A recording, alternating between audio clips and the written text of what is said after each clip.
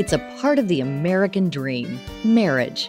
From a young age, people are told what qualities to look for in a spouse and fantasize about their perfect wedding day. But what happens when all of those things are in the rearview mirror? At some point, the wedding cake is gone, the honeymoon period ends, and people are left to cultivate this marriage they've long dreamed about. Experts say that's not always easy. After generations of transformation, our current expectations for what a marriage should be are higher than ever before, and that can cause problems. We're now at a moment where the expectation, the aspiration of intimate relationships is that they be emotionally close, that they include trust and understanding and intimacy, and they include essentially all the things that people want from close relationships. And that obviously engages people's emotions, and emotions are complicated, and they are formed in our early lives. They play out in ways that we can't always predict or control, and they're messy and inconvenient. That's Dr. Daphne DeMarnoff, a clinical psychologist and author of the book The Rough Patch: Marriage and the Art of Living Together. The rough patch is sort of an umbrella term in a sense that I came up with to sort of talk about, in general terms, a kind of moment of life, a moment in the developmental life course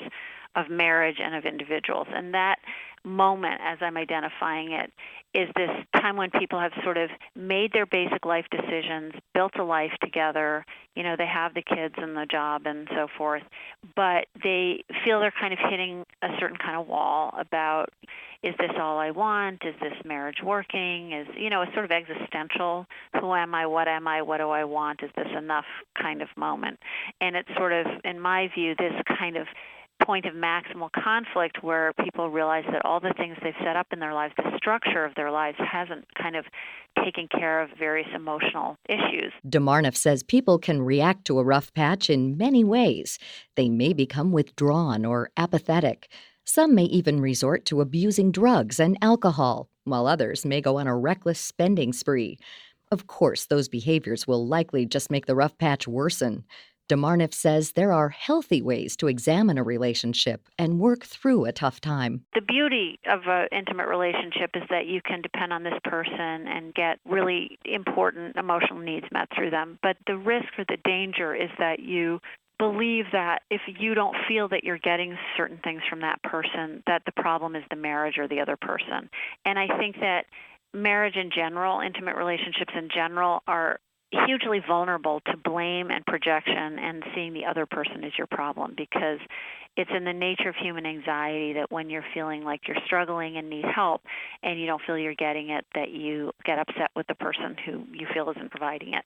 So my main thrust in how I talk to people is that you have to be able to look within and to cultivate your own self-awareness about your own emotions and try to figure out how to know your emotions and express them skillfully. Especially in times of great change, becoming an empty nester, changing jobs, moving cities, or even biological change. DeMarnoff says it's important for people to take stock of their own selves. I talked to one woman who said, when she went through menopause, she just sort of felt depressed and she felt bad about herself and she felt kind of like she didn't want to do anything. And she just kind of forced herself to take up some new interest. What I liked about that was she wasn't turning to her partner and acting like he was the problem. She saw that she was going through something developmental. She was going through a challenge in her own course of her own life that she realized she needed to take care of. And that is hugely helpful to relationships when people can take responsibility, in a sense, for their own unhappiness and dissatisfaction. Say, what do I need that I'm not getting in my life?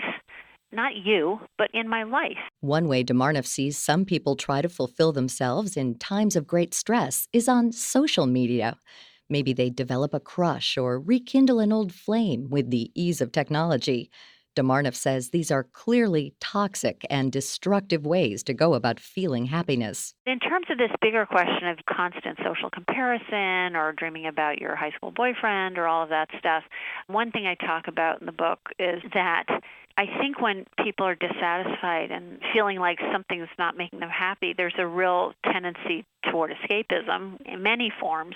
And one of the obvious ways we escape these days is a very double-edged sword, namely social media, because it can make us more miserable, even though we think it's going to anesthetize us.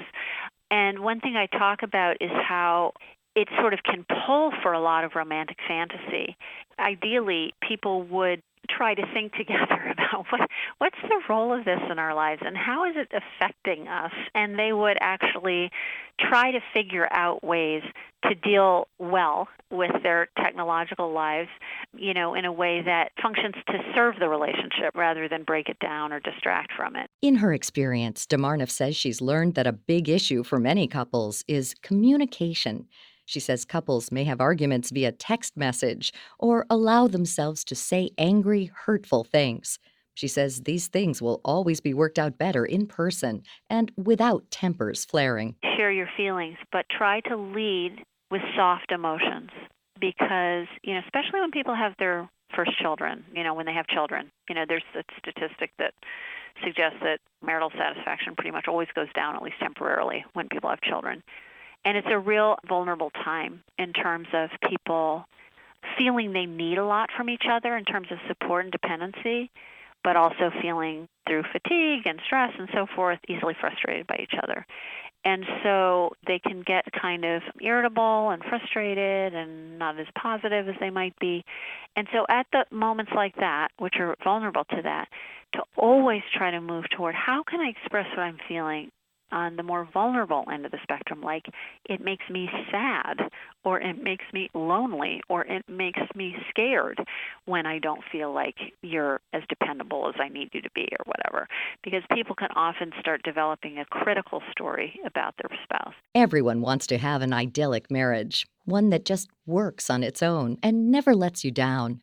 Demarnev says that's not realistic, and that, like anything else in life, to reap all of the benefits of a healthy marriage, you have to be willing to do the work. We also live in a culture where it's like kind of admirable to work 60 hours a week, but certainly not admirable to spend any more time managing your relationship than needed. We don't have a very realistic sense of what it takes, the time it takes, the effort it takes to hash out difficult emotions, and that's going to be part of the picture of marriage. For more of Dr. Daphne Demarnev's tips for maintaining a healthy marriage and navigating a rough patch, her book, The Rough Patch, Marriage and the Art of Living Together, is available now. For more information on all of our guests, visit our site, viewpointsonline.net. You can find us on Twitter at Viewpoints Radio. Our show is written and produced by Evan Rook. Our executive producer is Reed Pence. I'm Marty Peterson.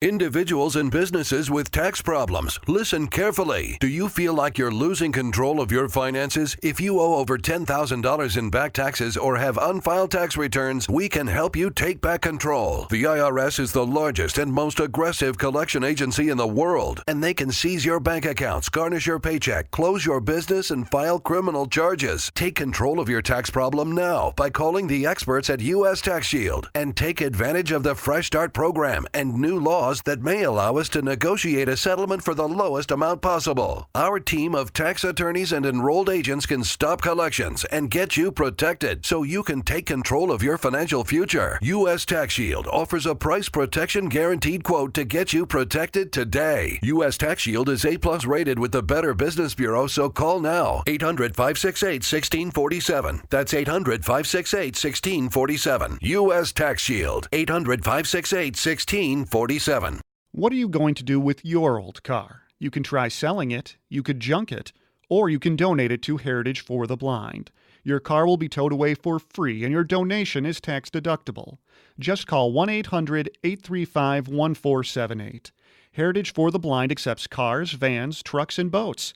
It doesn't matter if your vehicle runs or not. It will be towed away for free, and you'll be supporting those that need help. Heritage for the Blind is a nonprofit organization that helps the visually impaired live fuller lives. Call right now to donate your car, and as a special thank you, you'll receive a free 3-day vacation voucher to over 50 locations.